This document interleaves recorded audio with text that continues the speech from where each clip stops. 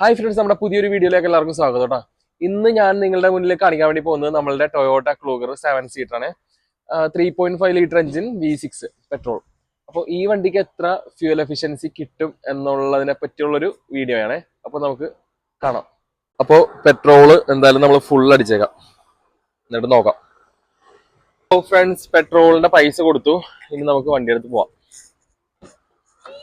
നമ്മള് അങ്ങനെ full tank petrol അടിച്ചതിന് ശേഷം സിറ്റിയുടെ അകത്ത് മാത്രം ഡ്രൈവ് ചെയ്തായിരുന്നേ.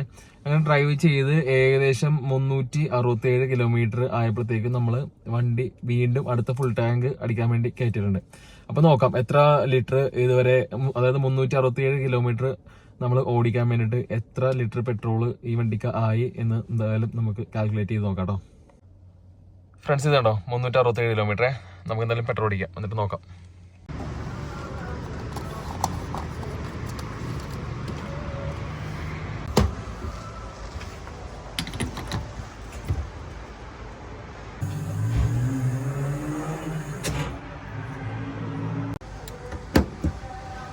നമുക്ക് എന്തായാലും പെട്രോളിൻ്റെ പൈസ കൊടുത്തിട്ട് വരാട്ടോ, എന്നിട്ട് കാൽക്കുലേറ്റ് ചെയ്യാവേ. അപ്പോൾ എന്തായാലും നമുക്കൊന്ന് കാൽക്കുലേറ്റ് ചെയ്ത് നോക്കാവേ. അതായത് 367 കിലോമീറ്റർ ഡിവൈഡഡ് ബൈ 55.88 ലിറ്റർ, അതായത് പെട്രോൾ.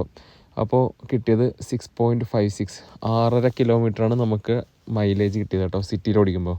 അപ്പോൾ നമ്മൾ കഴിഞ്ഞ ഫുൾ ടാങ്ക് അടിച്ചപ്പോഴത്തേക്കും നമ്മൾ ഫുള്ള് സിറ്റി ഡ്രൈവ് ആയിരുന്നു കേട്ടോ. അപ്പോൾ സിറ്റിയിൽ ആയതുകൊണ്ട് സ്വാഭാവികമായിട്ട് മൈലേജ് കുറവാണ് ആണല്ലോ നമുക്ക് കിട്ടുന്നത്.